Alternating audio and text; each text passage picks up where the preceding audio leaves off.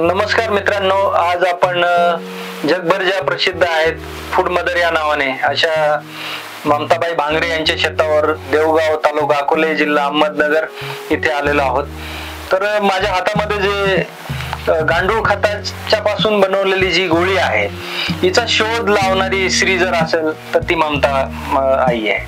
तर तिचा हा शोध आहे आणि या वर्मी सीड बॉल जो कन्सेप्ट आहे त्याच्यापासून आपण बघतो की तिने सुंदर अशी परसबाग तिच्या घराजवळ तयार केली. तर ह्या शोध लावण्याचं काम तिने केलंय. एक दिवस ती शेतात काम करत असताना तिने पाहिलं की एवढ्या मेहनतीने तयार केलेलं गांडूळ खत ज्यावेळेस ती भातात टाकत होती आणि पावसाचं पाणी आलं आणि ते वाहून गेलं खत.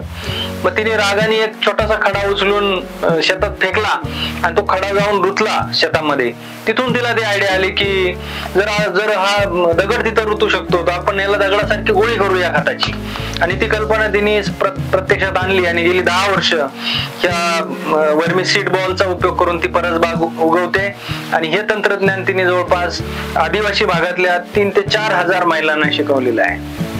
तर या गोळीविषयी आपण तिच्याकडून पण जाणून घेऊ की या गोळीचा ते उपयोग कसा करते प्रत्यक्ष. तर ती तुम्हाला दाखवेल प्रत्यक्ष की ती या गोळीचा उपयोग करून ती परसबागेसाठी कसा तिचा फायदा करून घेते. तर ममता मावशी, तू आपल्या प्रेक्षकांना सांग की हे वर्मी सीड बॉल तू कसा तयार करते. हे ना आता पहिल्यांदा मी म्हणजे भातासाठी वापरत होते. तर भातासाठी 4 सुजरे भात लावून मी 4 चुडांच्या मध्ये एक गोळी टाकून आणि हे एका गोळीचा 4 चुडाली अन्न पाणी भेटेल ह्या पद्धतीने मी भाताली वापरले.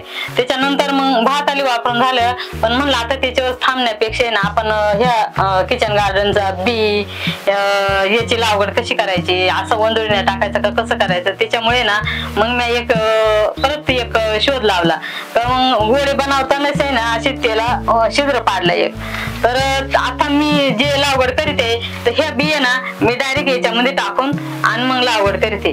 तर ही लागवड अशी जर लागवड केली तर उगवताना ना त्याला उगवतानाच ताकद भेटते, कारण तो कोंब आहे ना डायरेक्ट असा बोटासारखा निघतो. पहिल्यांदा कोंब निघताना बारीक निघायचा, आता ह्यो कोंब जेव्हा निघतो तो याला लगेच ताकद भेटते आणि उगवतानाच बोटासारखा कोंब उगवतो.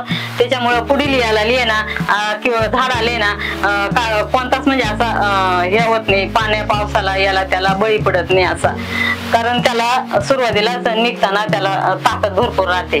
त्याच्यामुळे हे अशी ही भाजीपाले ना माझा हे याच्यावर चांगला ताकद लावून येते. आपण बघूया आजूबाजूला जे परसबाग सुंदर तिने उभी केलेली आहे आणि हे परसबागेचं मॉडेल पूर्ण या आदिवासी भागाने स्वीकारलंय, महाराष्ट्राने स्वीकारलंय आणि आता देश पातळीवर पण त्याची चर्चा आहे. तर या परसबागेकडे आपण जर एक नजर मारली तर आपल्याला कळेल की खरी सुबत्ता कशी खेड्यामध्ये टिकून आहे. आणि अशा मातीतल्या शास्त्रज्ञांमुळं, मी यांना मातीतले शास्त्रज्ञ म्हणतो, आणि हे घडवण्यासाठी बायफ ही जे आंतरराष्ट्रीय दर्जाप्राप्त संस्था आहे तिने प्रचंड मोठं पाठबळ ममताताईंसारख्या असंख्य आदिवासी स्त्रियांना दिले. आणि मला वाटतं मातीतले शास्त्रज्ञ जर खऱ्या अर्थाने समाजाच्या समोर यायचे असतील तर आपल्याला त्यांचं कार्य त्यांच्या नावाने आपल्याला दाखवलं गेलं पाहिजे, असं माझं प्रामाणिक मत आहे. तर आपण परसबाग बघूया तिची. हे आमचा पावसाळ्याचा जंगली भाजीपाला, याला फांदा म्हणतात. या फांद्याची आम्ही पाऊस पडल्यानंतर भाजी खातोय. त्याच्यानंतर आहे ना हे बघा चित्रू, हा चित्रू, ह्या चित्रोकाची भाजी खातो. आणि पहिल्यांदा म्हणजे आमच्या याच्यामध्ये ना आमच्या काळामध्ये आमच्या आईला दवाखाना माहित नव्हतं. याची मुळी खाणायची, ती दगड ओघळायची आणि ती अशी टिपक द्यायची का आमचं डोकं दुखायचं असलं तर लगेच थांबून जायचं. पण आता नाही कोणी लावित, आता थोडा डाग पडतोय ना, आता नाही कोणी लावित. पण हे आमचं हे औषध. आणि ही भाजी जर खाली ना तर सर्दी परसा डोकं दुखी याला थोडी हे येते. त्याच्यानंतर ही भारंगी, हिची सुद्धा आम्ही भाजी करून खातोय. पुढे येऊन दाखव.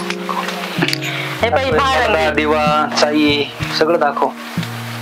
हे पाहिजे ही भारंगी ना, ही आता सध्या ही कवळी भाजी खायला. ह्या भारंगीची अशी भाजी काढायची आणि त्याची भाजी बनवून खायची. त्याच्यानंतर आहे ना हे बघा या ह्या फुलांची सुद्धा अशी या करून आणि त्याची भाजी बनवायची. एकदम भारी भाजी.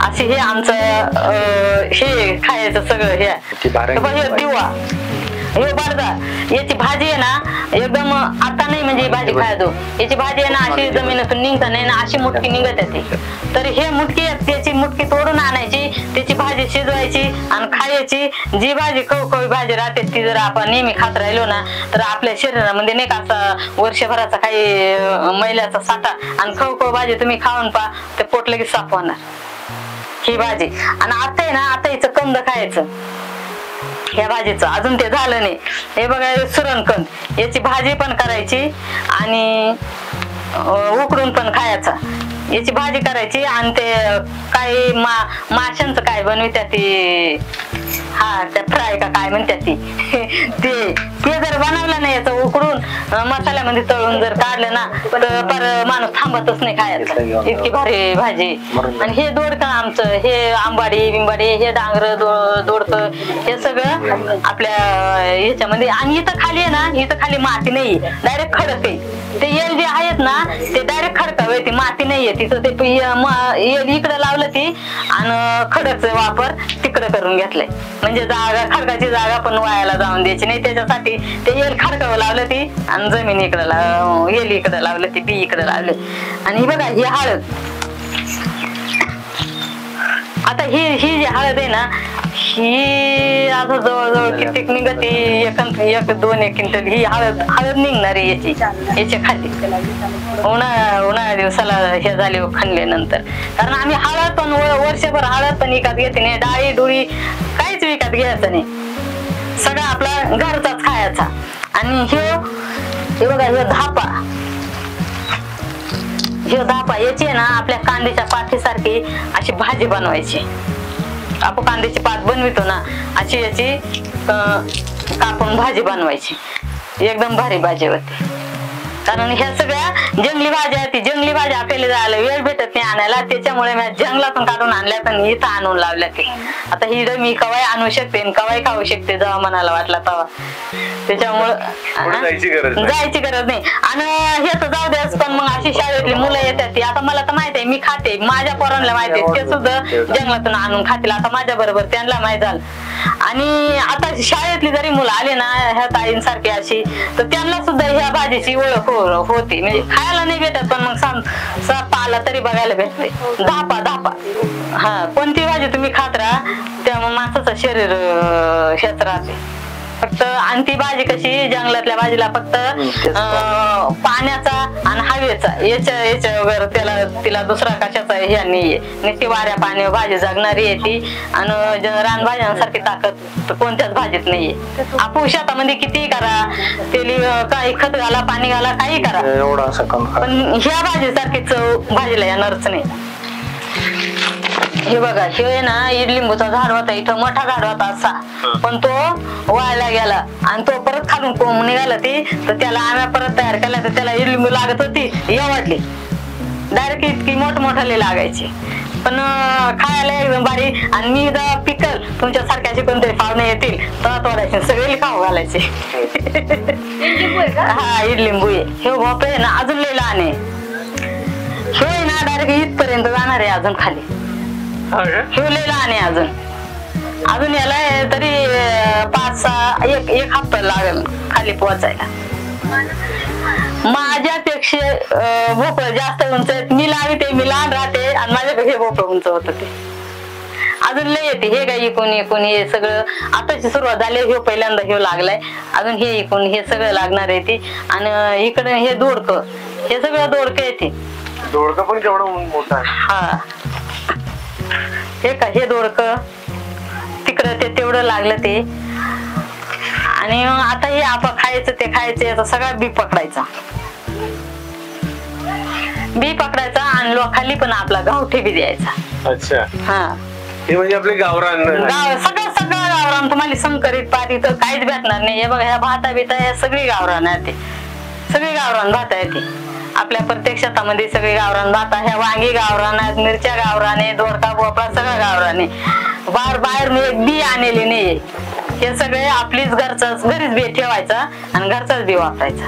बाहेरून बी आणायचा नाही का, खत आणायचं नाही का, काहीच आणायचं नाही, खर्चच करायचा नाही. चिमण्यांचा जास्त चिवचिवा झाला त्याच्यामुळं. याच्यात बोलले का मी? हे कंद आहेत, हे सगळं आमचा उन्हाळ्याचा भाजीपाला आणि उन्हाळ्याचे हे खायला. आता भाजीपाला खायचा, उन्हाळ्या दिवसाला कंदमुळं खायचं.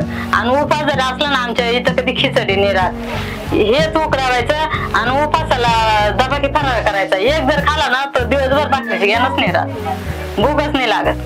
हे का, हे असं कंद येते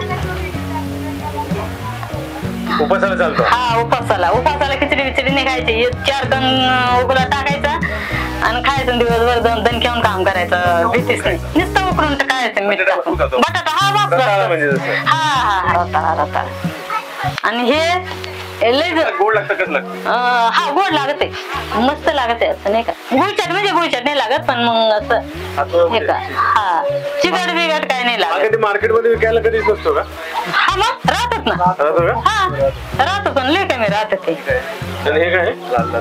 हे माटे, हे माठाची पाल्याची पण भाजी करतात. आणि हे बघा, हे जे कापून घेतलंय ना, याच्यात देठाची भाजी बनवली. म्हणून हे देठाच्या भाजी बनवण्यासाठी तो कापून गेले. आता तो डायरेक्ट असं फुटल, पक्का मोठा होईल असं येते. हा, आणि ते बघा, ते तिकडं ते दोडकं भोपळं, ते बघा ते कसं हालत. हा, सेमच आहेत, पण हे यांचा आकार लहान आहे अजून, बारके. हा, आणि बघा, हे कोंबडे ना, तो कोंबडा किती वर्षाचा असेल? किती वर्षाचा असेल? झाला का अंदाज तुमचा? 10 वर्षाचा कोंबडा येतो.